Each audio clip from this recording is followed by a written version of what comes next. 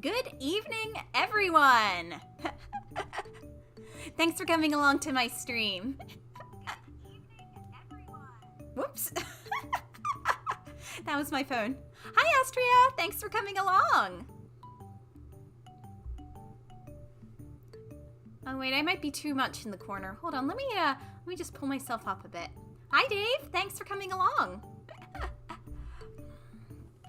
How was your week? How was your week?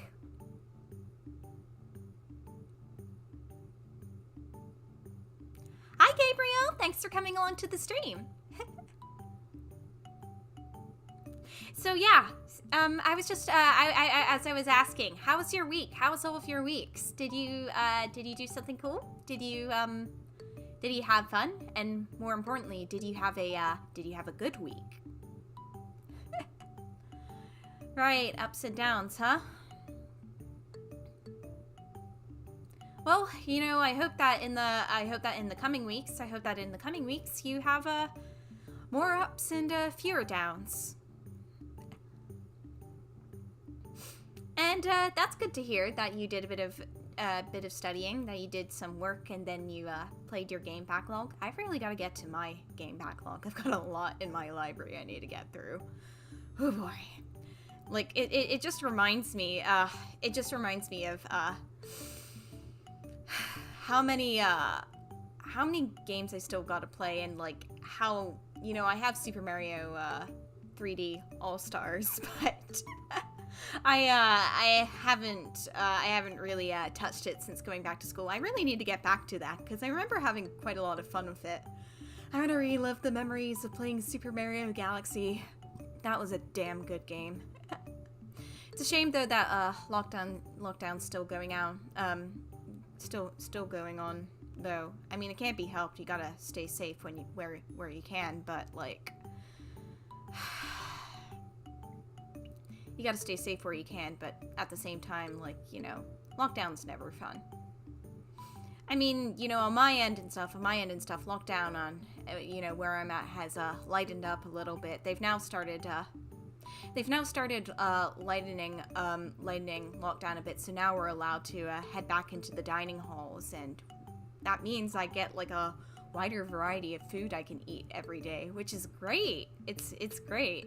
So, you know, I really missed that, but still, we're all expected to, you know, get tested every other day and wear masks and stuff. So we're not over that hill just yet.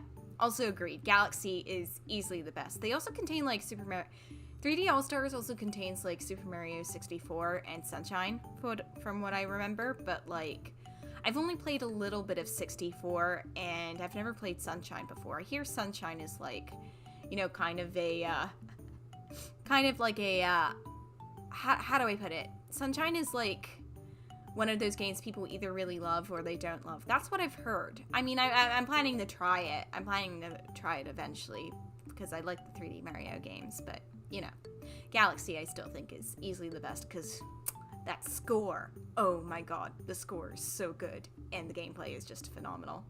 I want to get back to it now. Anyway, that's good to hear. That's good to hear that you're studying and, you know, doing your best with practicing drawing. Keep at it, and you'll get good. Keep at it, get good. Yeah, that's what I've heard about Super Mario Sunshine. It was definitely kind of very experimental, for better or worse. And I know some people hold it very near and dear to their hearts, and other people are like, it's not for me.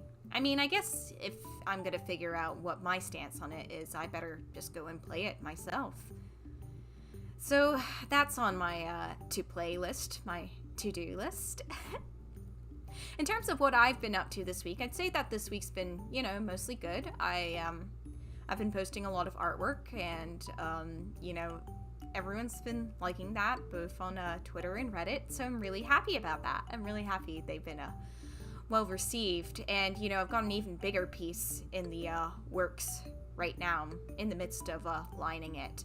Hopefully I'll get the line work done by this evening or tomorrow or tomorrow morning, because because I really want to get to the coloring stage by the drawing stream tomorrow. So I hope, I hope I can get to that because I'm really excited about this piece. And thank you, Dave. Thank you for the kind words. I hope that I'm probably going to tune into Hachama's horror contest stream. Is it going to be happening tomorrow? Is it going to be happening tomorrow or on Sunday?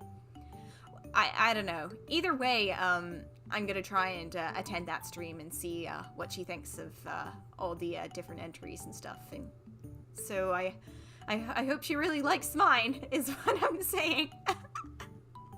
But coming back to what I was saying earlier about how my week was, so there's been that. It's gonna be a little bit of a busier week for me than usual because I have a contemporary art. I wouldn't say midterm, but I have a contemporary art theory exam coming up on Wednesday, so I've got to really study the theory and readings behind that. And then I've also got a small Chinese pop culture paper I'm working on too this weekend. So I'm kind of juggling those things on top of streams and opera practice and stuff like that. So yeah, I'm a little bit busy. Other than that though, it's been pretty good. It's been a pretty good week. Yeah. So, in light of our conversation about video games, let's cut right to the chase and talk about what was it? Pokemon. Yes, Pokemon. So yeah, the Pokemon Direct happened today. I only managed to tune into the last 15 minutes and stuff, so I didn't really get to catch much of the Pokemon Snap stuff. But I don't really have a strong emotional attachment to Pokemon Snap because I didn't grow up in that I didn't grow up with that generation of consoles. But I know that a lot of people who did, who were big fans of Pokemon Snap, did really like the look of this new version of Pokemon Snap. I think it's a good step forward for the Pokemon Snap franchise, and it's been a long requested game in the Pokemon catalog, so I'm just glad they're following through with that. I hope they make it longer. If you do say that it was, a short game and stuff, I do hope that they make this version longer, especially with all the new mons and stuff. I hope they make it, more I hope they make it, much more lengthy, especially with how video games are nowadays, because it looks good. It looks pretty good, and seems to be quite a fair bit to do. But, yeah, those are my thoughts on Snap. Otherwise, I guess it's not really made. I guess it's really not for me. It's more for people who grew up with the original N64 game. As for the bigger announcements, I have opinions on them. As someone who grew up with the Sinnoh genre. I mean, on one hand, I'm happy that the Sinnoh remakes, that the Sinnoh games are being expanded upon and being confirmed at all. It's nice that we have that confirmation out of the way. I'm happy about that. But I have a lot to say about how the remake for Diamond and Pearl looks, as, someone who grew up with that generation, and it's not, I'll be honest, I don't have a lot of positive feelings for it. First of all, I'm not sure how to feel about the game being handed off, this remake being handed off to a completely different game development studio, So, I say I'm not sure because I just don't know what they're going to do. If they make a good, remake, then good on them. But, if they don't, then, But at the same time, I don't really like the visual look of the Diamond and Pearl games. I really don't. I was expecting something more like Omega Ruby and Alpha Sapphire. I was kind of more expecting that, and with the full body overworld sprites and the kind of completely redesigned characters and stuff. So to see them just kind of go the lazy route and just go for these kind of little chibi sprites and these really boring, too true to form renditions of like the different towns and cities in Sinnoh, has really made me disappointed, because Sinnoh is a, yeah, the DS games looked better, and I can't justify me shelling out $60 for games that look like that, especially in 2020. Like, if it were an indie game, that would be one thing. I'd be willing to, be going like, well, they didn't have a lot of resources to work with. But we're talking about one of the most profitable franchises of all time. We're talking about, like, a franchise that is almost as big as Hello Kitty, that is, known across the world over and stuff. This is, getting to a point, like, I was getting kind of suspicious with Sword and Shield and how weird the development schedule was going and how unfinished it was. But now with, like, the release of A, remakes, and B, a new Sinnoh-themed game on top of that, I'm just, just looking at the quality of the graphics and stuff like that, I'm just like, this is not AAA level quality. This is really just bad form for Pokemon. So unless they, show a later build, they show a later build, I don't know, some later in the year or something like that, that looks better or shows some new features, I'm just not gonna buy the remake. And that makes me really disappointed, because I was actually really looking forward to the Diamond and Pearl remake. I mean, yeah, no, I agree. My issue with the the development of the games is less with Game Freak themselves and more of how the Pokemon Company has been pressuring them to basically release a mainline title every year. It's a really unhealthy way of developing. It's a really unhealthy way of developing these games. I have to say it, because if you force a game dev studio to put out a mainline release every single year, then obviously the quality they can put into the games is quite limited. And like you saw with like I know Game Freak did not develop the Diamond and Pearl remakes, but you can tell that it's not the same level of quality that the Omega Ruby, Alpha Sapphire, and especially Heart Gold, Soul Silver, it's not the same level of quality as a remake. Also just the fact that they say, oh, we're staying 100% true, we're staying 100%, faithful to the original game too, and we're not trying to spice anything up with like, new gameplay modes or, new designs or stuff like that. We're making everything exactly the same as the old game.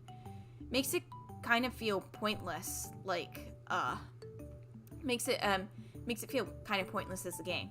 Also, yeah, I'm familiar with a few of Game Freak's non-Pokemon games. I heard about Little Town Heroes, which on paper looked really cute and stuff and had an interesting battle system, and also props to it having an entire soundtrack by Toby Fox. But, I heard that game was really poorly received because it was just such a chore to play. Like, you could tell that they barely play tested the game at all.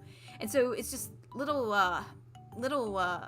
Town Heroes and just State of Sword and Shield and the new Diamond Pearl remakes and stuff like that. I'm not optimistic about the future of the mainline Pokemon series. Yeah, I heard, I think that's the general consensus with Little Town Heroes. It's kind of disaster. What I was hoping for with the Diamond and Pearl remakes, I probably said this earlier, but I was hoping for something that was more like Heart Gold, Soul Silver. I was hoping for something more like Heart Gold, Soul Silver, but with like kind of the Gen 7, Gen 8 graphical aesthetic. So like, it's Sinnoh, but there's additions that, it's Sinnoh, but there are additions that make it updated to the contemporary way of playing Pokemon and stuff. And then and on the topic of Sinnoh, I think it's worth me it's worth for me talking about it's worth me talking about the Pokemon Legends and Pokemon Legends Pokemon Legends Arceus. That's a game, that, on initial viewing, I was like, oh, hey, that's cool. That's really cool. We're doing a open world Pokemon game set in ancient Pokemon times. We're expanding Sinnoh lore. We're gonna maybe make Arceus as the mascot Pokemon. And I'm like, oh, okay, that's very interesting. We're giving Arceus more development and stuff. I was interested in that. I like the new character designs and stuff, but when I was looking at the test footage, I kind of started having some doubts because, first of all, they didn't really show that much of the game. Like, it seems to be fairly early in development. Like, they only showed, like, a couple of areas at most of the game and just kept on repeating, showing them and showing them and showing them. Like, there was the town area, and then there was, like, the open world with some of the Pokemon that you could catch and stuff. And, I hear that it has kind of a different battle system to most mainline Pokemon series, which kind of has me interested. Like, they're changing up things and stuff. Like, it's an ATB battle system, so I'm interested to see how they're gonna implement that. But, looking at the way the Pokemon are animated and stuff, particularly, like, the background Pokemon, I noticed a lot of background Pokemon had really low frame rates, and they seemed kind of glitchy, which did not, it did not make me, like, super optimistic. And yeah, agreed, Dave. I also did not like, I also really didn't like the visuals either. It was like, oh, well, we're trying to do what Breath of the Wild did, but with Pokemon, but, the visuals just don't look right. Yeah, of course, the Pokemon look plasticky, but also the environments don't look great either. Like, I look at the grass textures in that game, and they just feel wrong. They feel like they were just kind of, like, made slapdash in Unity and just put there, and everyone was like, yeah, and whoever was making that was like, yeah, that's it. Either because they were, like, probably because they were put under crunch, or they were being rushed to do it, that sort of thing. Oh, is Kindred Fates, like, that one open world game that was about you collecting the souls of creatures and stuff? I might know that game. Because if that's the case, then yeah, I expect them to have a tough road ahead after Pokemon Legends is, come out. If it was that game, then yeah, I do expect there to be more of a tough call for a lot of other people who want to make their own mons and stuff. I'm really, I'm just, at this point, I feel like Pokemon is kind of resting on its laurels a lot as, like, a nostalgia franchise for a lot of people. Like the Pokemon Company. I'm not talking about Game Freak in specific. Like, I'm talking about the bigger corporation at hand. Like, I feel like they're kind of just resting on their laurels with, you're like, oh, well, we formed the childhoods of a lot of, millennials and a lot of, some older Zoomers and stuff. Like, we formed their childhoods and stuff. Now we're going to cash in on the nostalgia, and, we're going to rely on the people who are hooked to our franchise because childhood nostalgia to buy the new entries in our franchise and to defend it to the death each time we come out with, like, a subpar yearly release. And, that makes me really sad. I even see some of my friends and some of my mutuals and stuff, like, defend the stuff, saying, like, it's nostalgia. Remember your childhood? Remember, like, remember your childhood? Remember how you grew up with Pokemon? Well, now buy this new game, even though we put subpar work into it, and we're probably forcing our game devs to go through crunch to make a yearly release. It just leaves a really bad taste in my mouth as a game dev. But the problem is, I was saying earlier that I don't see a lot of, other Mon franchises taking its place because, like, Pokemon has the monopoly on everything. Pokemon, you know, really just... Pokemon is just like the Mon franchise. It is the one you think of when you think of a monster collecting franchise. And any other game that involves a monster collecting mechanic or tries to make a better version of that is inevitably going to be compared to Pokemon. And they're never going to reach the level of crazy financial success that Pokemon has. Yeah, Astria, that was the, that's one of the things I've noticed about a lot of the more recent Pokemon games, too. The last Pokemon game I, formally played was Pokemon Moon, and, you know, I did like the game. I liked the customizability of the characters and stuff. I liked the fact that the setting was very different from most Pokemon settings, like it was set on an archipelago and there wasn't a formal gym system yet. I liked that a lot. And I also thought the Ultra Beasts and the Lilies and Lucamine's story was really good too. But I did notice that the battles were fairly easy, all things considered, and, you know, especially with how overpowered stuff like Z moves and stuff were. But, you know, hearing about how games like Omega Ruby and Alpha Sapphire and especially Sword and Shield are like so insultingly easy for the player now, it just makes me realize that Pokemon is not a franchise that is catering to me or to anyone anymore. The only people who are buying it nowadays are like, you know, the only people I think the company is trying to cater to nowadays are the kids it's marketing towards, but also the people who are just riding on the nostalgia wave of Pokemon and who kind of consume it and who are, you know, more reluctant to criticize like these development practices. And it just, you know, it makes me sad because I know that the feeling I get is that the guys at Game Freak, they know how to develop games, but they're just being pressured to make a new game. The pressure to make a new game every year is, I think, what's causing their detriment. And, you know, you just see these poor quality releases like the emptiness of Sword and Shield, or the lackluster presentation of the Diamond Pearl remakes, or Pokemon Legends Arceus. Yeah, I've been more of a passive observer of the Pokemon series since Moon too. I feel like Ultra Moon, you know, while it did have some differences from Moon, just didn't feel like enough of a different game for me to justify buying it, like with unlike Black 2, which was like a completely different game. But yeah, Sword and Shield, you know, I really didn't want to get because, you know, the price point they were asking for was insane for the lack of content, and, you know, how a lot of the decent content was locked behind a really expensive DLC. It just did not feel worth it. These are just scummy business practices on behalf of both the Pokemon Company and Nintendo. So yeah, I'm just really unhappy. I'm just not super happy with that.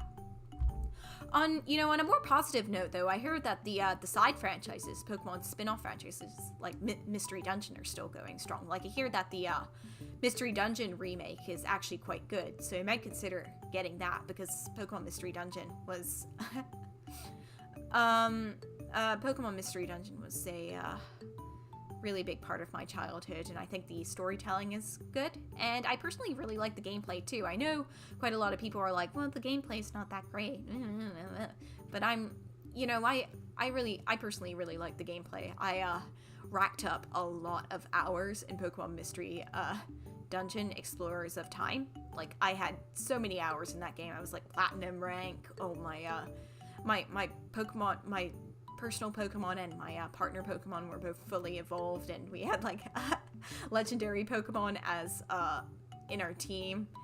It was a really fun experience. I loved doing all the challenge dungeons too. Those are super fun. Pokemon Mystery Dungeon was a really good time.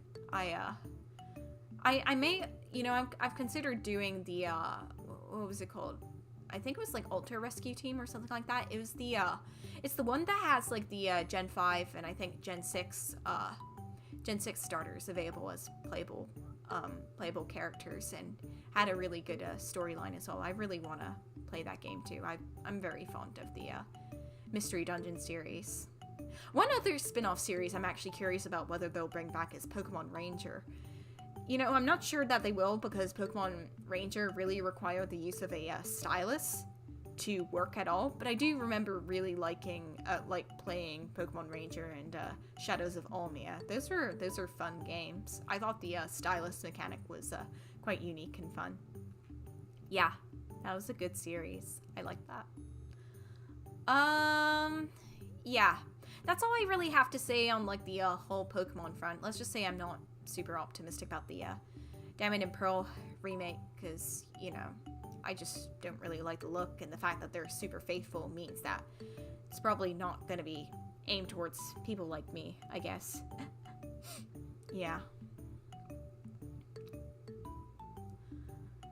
Yeah, no, Pokemon spin-offs are surprisingly nuanced indeed. I mean, again, Pokemon Mystery Dungeon, you know, deals a lot with themes of death and loss and stuff like that, and I really love the storytelling. It's very strong in there, and I'm just, you know, I wish the games got a better rep from gaming publications and stuff, because the stories have, you know, the stories did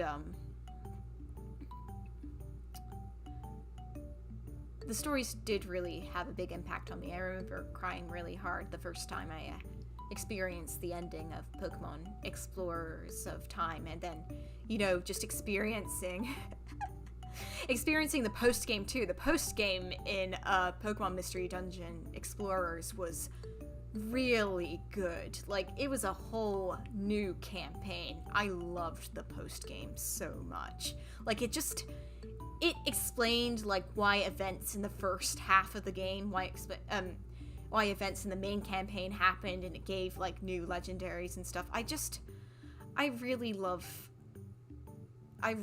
the Pokemon Mystery Dungeon series. And then just Explorers of Sky, I think, is like the ultimate version of the game, even though I haven't 100%ed Explorers of Sky, because they give like, you know, they give like backstories to like some of the side characters, like Team Charm, to Wigglytuff, and to Bidoof, to you know, they document what happens to Grovyle and Dusknoir after they head back to the future. It's really good. I think that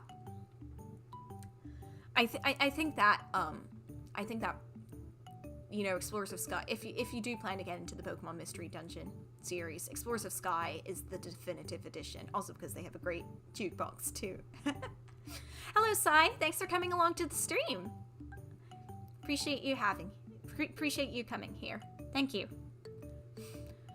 Also, Astria, that sounds really cool. I may have to check that out.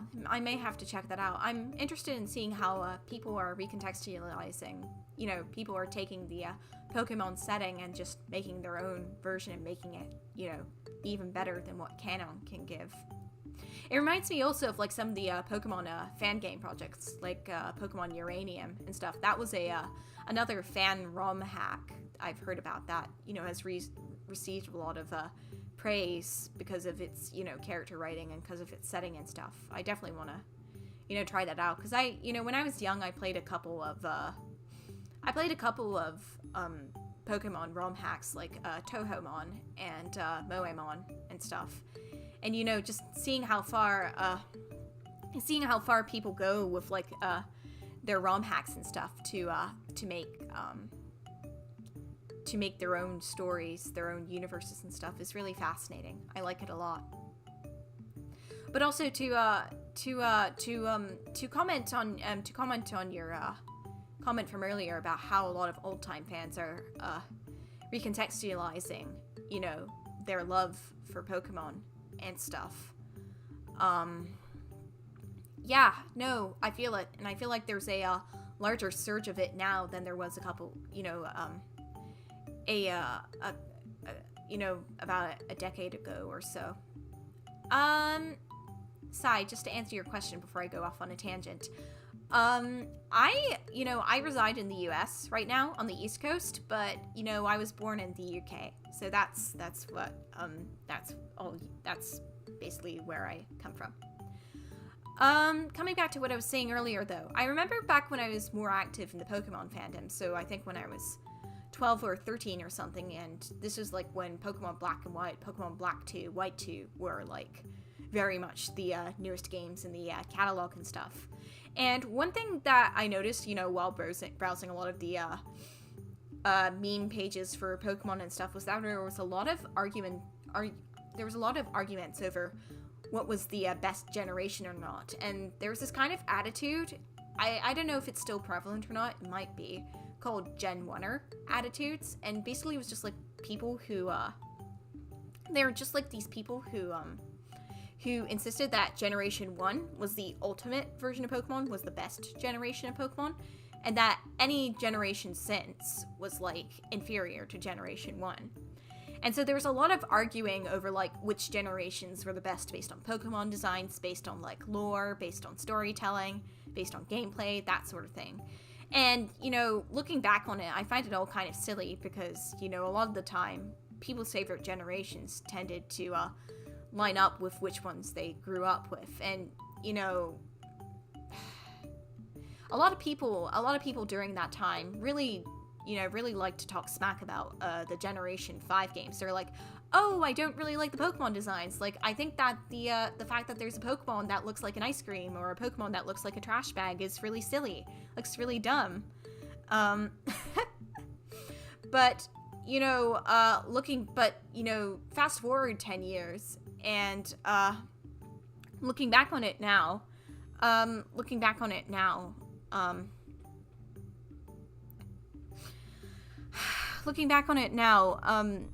it's less that most people can agree nowadays that Generation 5 was probably one of, if not the strongest mainline series of games in the Pokemon series because of its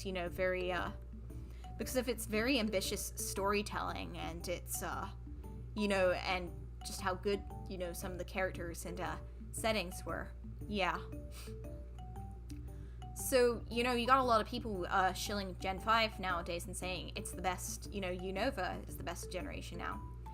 But, more people are, just in terms of objective quality. But looking back on, and just like, I think since Generation 7, Pokemon games have really just kind of tanked, the mainline games have kind of gone downhill. Like, they're either really easy or they're just incomplete or they just don't look that great for a game that's supposed to be AAA. Yeah, I just feel like there's a marked difference in the quality of Pokemon games now than Pokemon games I was experiencing when I was growing up. Also, yes, spin-off supremacy is true. Pokemon Mystery Dungeon is the best series of Pokemon games, without a doubt. Let me think. What else? The joke is usually that the best generation is what you played when you were 8. I mean, you're not wrong. I mean, I'd chill Gen 4 until I die. Like, the very first game I had was a French version of Pokemon Pearl, and because it was my first Pokemon game, I wanted to, I am very defensive of Generation 4, but looking at generations objectively in terms of objective quality, I can say that Gen 5 was probably the best generation of Pokemon. Like, they did a lot of things right in that one, and they did a lot of experimental things too, like sky battles, or triple battles, or rotation battles, or like, or how ambitious they were if they're, the plot they had, how ambitious they were for the plot of Pokemon Black and White with like N and his backstory and and the whole thing with the Team Plasma and how weird they were and stuff. It was a very interesting game, and I found Gestus a very interesting villain too. I mean, yeah, so that's what I think, and also just like the animated sprites too. I don't think any of the 3D I don't think any of the 3D models in Pokemon, if I'm going to be brutally honest, I don't think any of the 3D models in Pokemon have quite the same charm as the animated rigged sprites in Gen 5. Those are just really charming. I love the pixel art there. And it just made the Pokemon feel extremely alive. I love that a lot. Also, some of the side events were... also, the side events in Pokemon Black and Black 2, White 2 were really cool too. Like the dance competitions were really fun, and the Pokemon movies in Black 2 were really cool too. I really loved that. It was just a cool way of like recontextualizing like, you know, your Pokemon and how they perform. It was just a nice extension of like super contests and stuff. I really liked that.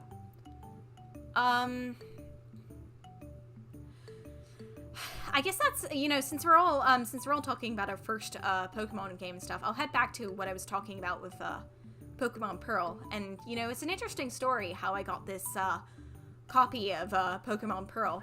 So, you know, I wanted to get into the Pokemon series for a really long time. Like, before I was 8, I was really interested in the Pokemon series. But, you know, it was one of those game series that my parents, particularly my dad, was never really fond of, and they didn't really allow me to get. And I think the reason why was because he was dragged along to like see the first Pokemon movie with like one of my cousins and stuff when I was like really young, and he hated the first Pokemon movie. He hated it. And so he was like, ugh, Pokemon's dumb. I'm not gonna give you that game. You know, I'm not gonna buy that game for you. You gotta play other games. I'm not buying Pokemon for you. And I just felt like really sad because, you know, with that sort of attitude, I thought, you know, well, shucks, I'm never going to play a Pokemon game. And I was just really sad because I was looking at, like, some of my friends play Fire Red and Leaf Green or Ruby and Sapphire. And I was like, damn, I wish I could, you know, I wish I could play those games and capture my own Mons. It's so magical. So anyways, you know, I was 8 and I was attending this one sports club. This one, you know, one sports weekly spring camp, summer camp sort of thing. And how do I put it? And, you know, it was just like this camp where a bunch of little kids would go. They play different random sports, and they do other activities too, like computer games or, you know, arts and crafts, or they'd come and see live shows. Like some people would bring in, like, you know, birds of prey to show off to the kids, stuff like that. It was an interesting camp. Anyways, you know, on the bus back from camp one day, you know, I was randomly given this French copy of Pokemon Pearl. This French copy of Pokemon Pearl. By this one kid who was sitting next to me because he just wanted to get rid of it. He couldn't read French, so he couldn't read French, so he wanted to just he had no use for it. And I was like, oh shit, I've got my first Pokemon game. And so, you know, I took the French copy of Pokemon Pearl home with me, and I plugged it into my DS, and I had a really good time, even though I couldn't understand what the characters were saying half of the time. I mean, I was studying French, so it helped me learn a lot of French. It helped me learn a lot of French at the time, so that was good. It gave me a little bit of an advantage. Gave me a little bit of an advantage in French class. But at the time, I was like, you know, I'm having a lot of fun just playing this game with and stuff. And so you know, with me having Pokemon Pearl, I managed to eventually coax my parents into getting my twin sister Pokemon Diamond, because she wanted to get into the Pokemon series too. And so we were able to, you know, use Wi-Fi connections with the Nintendo Wi-Fi with each other, like, a lot, and we traded Pokemon and, you know, did activities with each other a lot. And then eventually it kind of extended to some of her friends in school, because a lot of our friends also played Pokemon Diamond and Pearl. And so we would do, like, you know, linked battles with each other whenever they came over for, you know, whenever they came over to play at our house and stuff. So we had these, you know, we play a lot with our Pokemon or Pokemon and stuff. So those are some good memories. I remember having even more fun with Pokemon Platinum with like the new features, the redesigned areas of Sinnoh, and of course the Distortion World. That was cool. So yeah, I had a lot of good times with Pokemon Diamond and Pearl. As for the question of whether I can read French now, yeah, I can read French. I can read French. I'm not, I wouldn't say I'm fluent, but, you know, I can get around. If you pass me, like, I don't know, a story that's written in French, like a newspaper article or something like that, I could generally get the gist of what it was about. I've been studying French for a long time. I've been studying French. The thing in England is that I think back at the time I was growing up, it was kind of the equivalent of like studying Spanish in American primary school and stuff like that. It's kind of the equivalent of studying Spanish. So it was like the secondary language you were required to learn. So French was that for me, and so I had a lot of French ingrained in me for up until I was 16, which is when I took my French GCSEs, and then after that I kind of just left French alone. So I'm a bit rusty, but yeah, I can read French. Can I do a French accent? Je peux parler un petit peu français. I wouldn't say my French accent is superb, but I think I can get the point across with my French, I think. And I think I can, you know, if I do a little bit of studying again, I think I can get around with my French level. Probably need to rely on my dad, though, because his, you know, he says he's rusty, but his French accent is impeccable. He, like, speaks. He has a really good French accent. Actually, speaking of French and stuff like that, that reminds me of another story. When I was 13 or 14, when I was 13 or actually, before I go into the story tangent, Dave, that's super cool. Super Mario RPG, I've also heard a lot of really good things about that game. I've always wanted to play it. It looks so cool. I love how, like, Square Enix and Nintendo were like, yeah, we're gonna make a game, and they ended up making a really good one. What is your first language, by the way? What is your first language, by the way? If English isn't your first language, then what is your first language?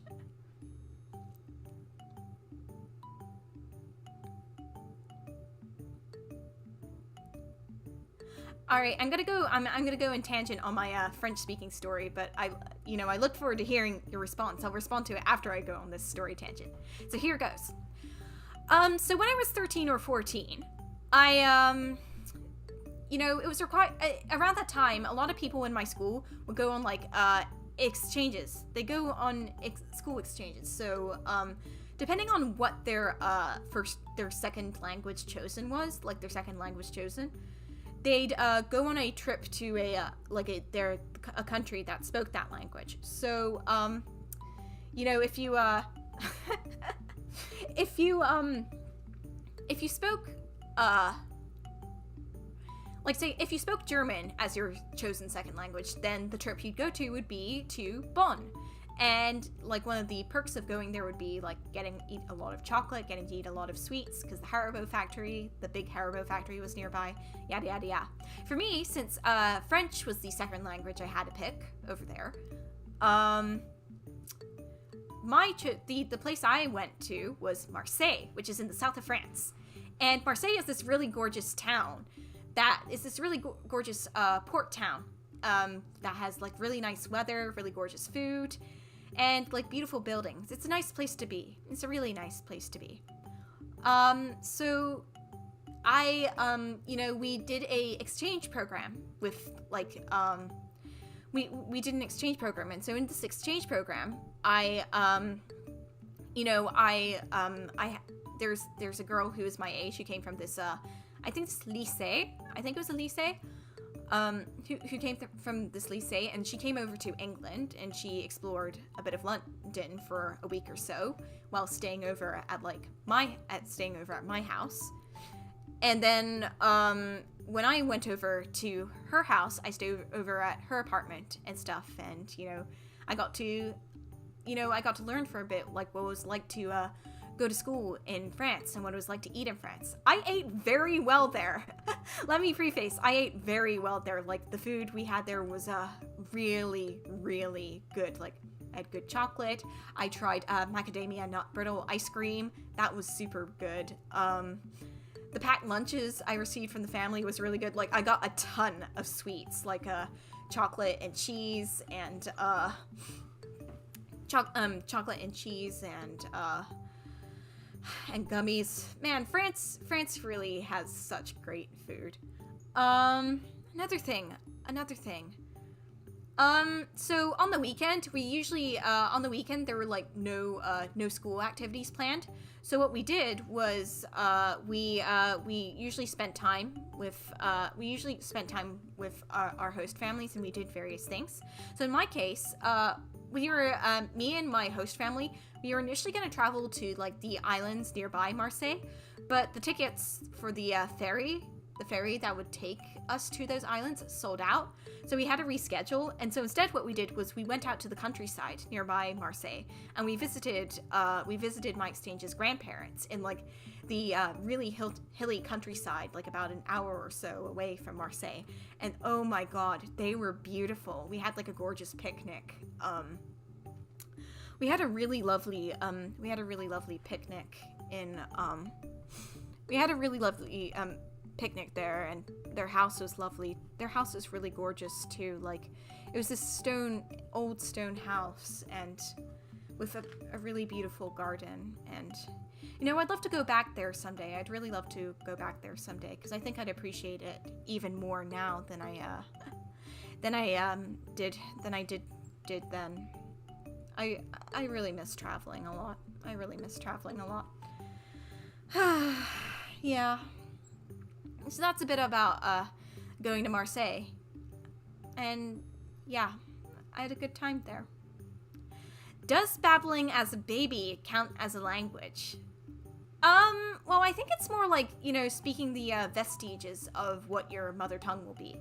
It's interesting because, there's been studies on this stuff, and, babies usually babble in their mother tongue. Did you know that? They like babble in their, they babble in their mother tongues. They're, like, trying to get a hang of, like, the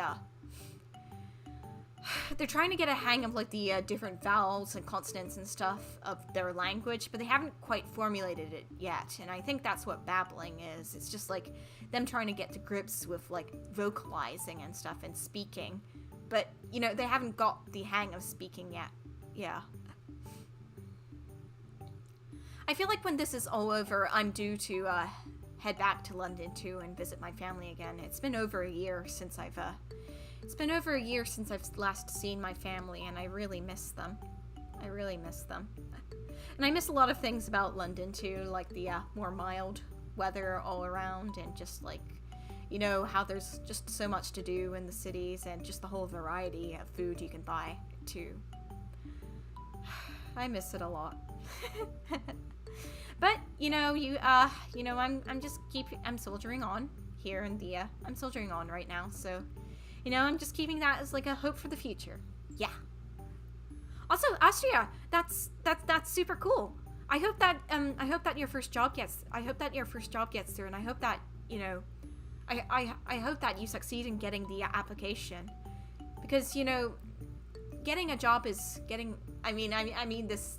this goes without saying, but getting a job is really important. It's a good step forward on becoming independent, and, being able to make money for yourself, and, being able to move forward with your life. So good on you. I'm currently in the process of applying to jobs for myself, and I'm kind of in that doldrums at the moment. So, I guess we're both in the same boat here. Let's hope things work out for the both of us. I'm crossing my fingers.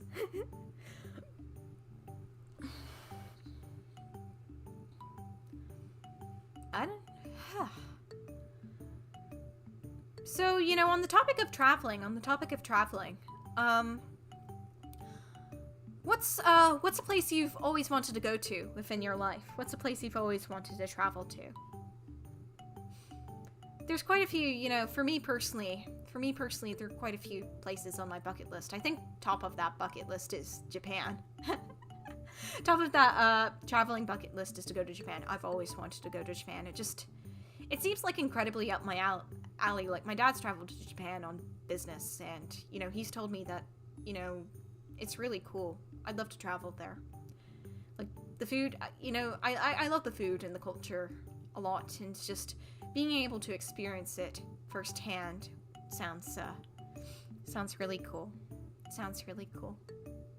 I think another place I really want to travel to too is Germany. I think because, you know, I've heard a lot of really good stuff about the food in Germany. I love the cuisine there. Like, the German chocolate, German candy is really good. German cheese, German meats. They have really good food over in Germany. I like that a lot. And I feel like, you know, a lot of the museums and history stuff will be interesting there too. I'd love to travel to Germany. Where exactly in the USA do you want to go? The USA is like the USA is quite a diverse place, because, like, you know, the Southwest is very different from, like, the Northeast and to the middle. It's you know, the US is just very different depending on which state you go. Like, you can't say that, I don't know, going to New Hampshire is the same as going to California or Arizona. They're very different places. I personally just what is with the whole US and the one who wants it is my favorite child. Well, I mean, I think it wouldn't hurt to just travel all across I think to travel all across the world. Travel all across the USA. Would be interesting. I think, you know, traveling and seeing which one would best fit the way you'd work would be interesting. Yeah. Like, going over to, I don't know, like, if you prefer, like, more of the southern hospitality and stuff, maybe staying in the south would be better for you. But if you prefer, like, the kind of, the kind of quietness of the north, then maybe it would be better. I don't know. I feel like the only way you can know for certain about which state you'd like best is, you know, if you just go over there and try, I guess. Does that make sense? I hope I'm making sense, I guess. Also, yeah, I do completely understand of, you know, going to a place and just visiting there versus, you know, living there. I feel very much I feel that sentiment a lot about New York. I love visiting New York. I think there's a lot of interesting stuff to do and see in New York, and to be honest, you know, I want to go back there again. I want to go back and, you know, explore the Met thoroughly, because every time I've been to the Met, every time I've been to the Met, it's, you know, I never get a chance to thoroughly explore it. I mean, I don't think you can in one day, but I would like, you know, to thoroughly explore it. I would like to go over there and just get a good sense of, like, all of its exhibitions, all of what it has to offer. Or, like, the Museum of Natural History, that sort of thing. There's a lot of really cool stuff to see and do in New York. But actually living in New York seems like hell on earth. Like, I see the traffic, I see the horrible crowds and stuff, and I'm just like, no, I can't deal with this. I would probably scream if I had to deal with that on a daily basis, like, just living there. I could never imagine myself living in New York. So I feel like it's a better city for holidaying or just visiting than a city for, you know, actually living in. And they're two different things altogether. Also, Gyro, if you do plan to go to a conflict-ridden country, just, like, you know, just be careful. Just, I mean, it sounds kind of it sounds kind of like obvious stuff, but, you know, just be really careful if you do that. Like, you know, you don't want to.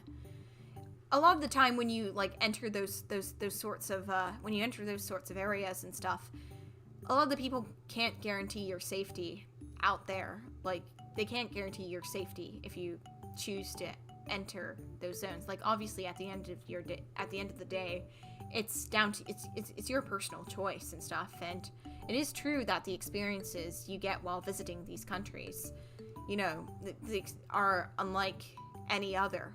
But what's also true is that your safety will not be guaranteed. So, yeah, I'm saying is that if you are seriously considering on doing this, then, you know, then just be aware that your safety will most likely not be guaranteed in whoever you decide to partner with once you get there. So that's my whole take on that's my whole take on this matter. I think a big part of why I haven't, you know, visited Lebanon, even though, you know, I really want to, because that's actually another country on my bucket list, going to Lebanon and stuff. Because, you know, a lot of my dad's side of the family, I'm, you know, my grandfather is Lebanese, and my dad is half Lebanese. So, you know, because I've been raised in some Lebanese culture and stuff, and I've been immersed in it and stuff, I feel like it's only fair that I visit, you know, give one visit to a country where a lot of my family has come from. So, how do I put it? You know, I do want to visit it, but at the same time, you know, with the state of Beirut right now, and also what's going on outside of Beirut too, like how, you know, there's a lot of conflict and stuff, and how a lot of my family resides in areas outside of Beirut, I just don't think for me personally, I just don't think it's worth the risk, even though I want to go. And yeah, so that's just my piece of advice with going to these sorts of places and stuff. Going to these sorts of like conflict heavy places. That's just my my grain of advice. Yeah.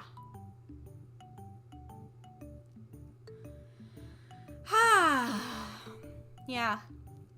Travel is a really interesting thing. You can learn a lot about the world and how it functions if you travel a lot. Like, you can learn a lot about, like, countries, their histories, their culture, cultural exports and stuff.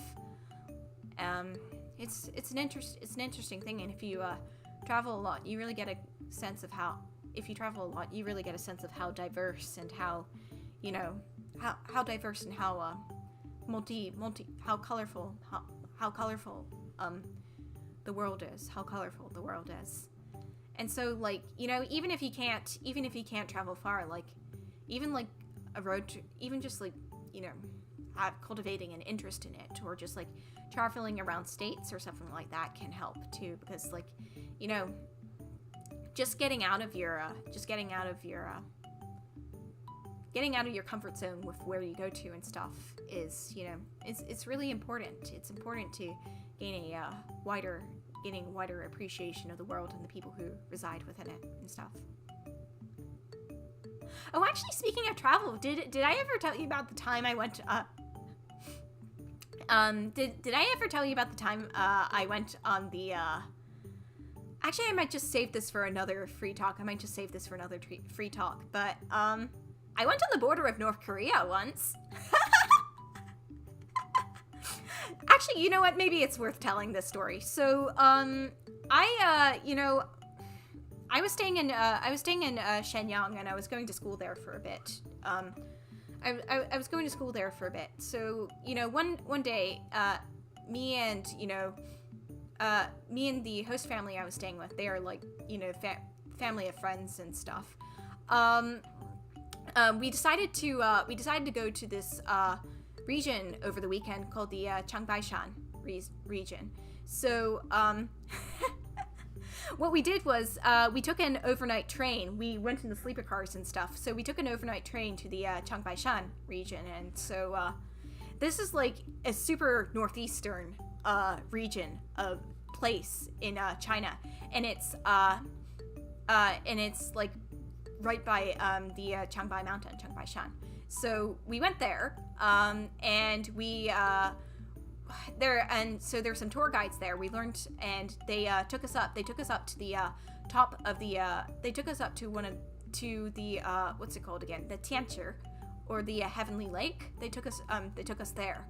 And so we went, and so the Tianchi is interesting because like the Tianchi is it's this place where you know, you have to really fully appreciate it. You have to go and visit it when it's not foggy. And so when you go up there, you don't know whether it's going to be foggy up there or not. So we were lucky because when we went up there, it was perfectly clear, so we could see the Tianchi. And up there, so the Tianchi is this giant ice frozen lake, this giant lake, and the lake borders like the very northeast of China and North Korea. Yeah. And so like some people who you know, apparently some people who I don't quote me on this one. Don't quote me on this one. This is just from my memory and stuff. Apparently, some people who traveled, some people who tried to escape North Korea and stuff went via, you know, they would travel via the Tianchi to try and get into China and escape North Korea. So yeah, that was how I got on the, that was how I was basically on the border of North Korea. So if somehow I went over the Tianchi, the Heavenly Lake, then I would be within North Korea. So yeah, that's how I visited the border of North Korea. Anyways, after that, we like went and wandered around the village and stuff, and we had a really good dinner there of like tadpoles and frogs and stuff. It's really good, by the way. It's true when they say like frogs taste like chicken. They really do. So yeah, that was a really yeah, that was how I visited the border of North Korea. Yeah. I have a lot of stories about like what I did around Shenyang and stuff. It's a really interesting city in China, and it's you know, it's a really interesting story. So a really interesting city. So I'd like to be able to talk about it more some other time, like when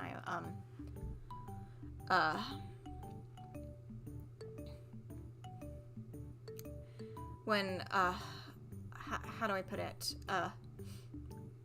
Probably in like another talk stream or something. I'd love to talk about my experiences in Shenyang and stuff if things are willing. Wow, you actually went inside North Korea? What was that like? I hear that it's kind of just kind of quiet. If you go inside, it's like a visitor and stuff. Like it's kind of, like it's peaceful and stuff, but like just kind of controlled. Your experience is controlled too. That's what I've heard.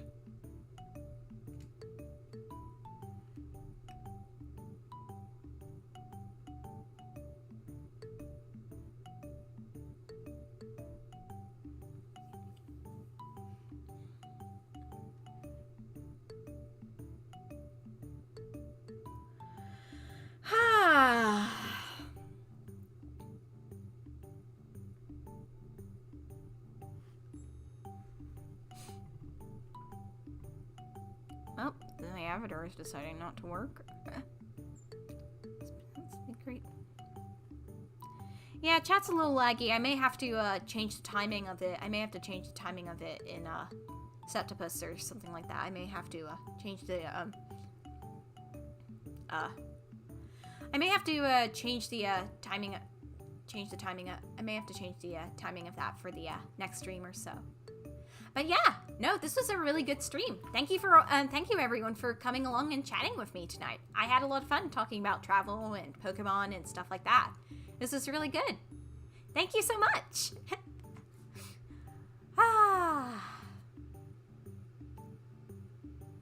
So, I wish you all a very good Friday night, and I hope you'll come along and see me at my drawing stream tomorrow. I'm working on a really, for those who just came in, I'm working on a really big big piece tomorrow, so I'm looking forward to that. Anyways, catch you later. Bye!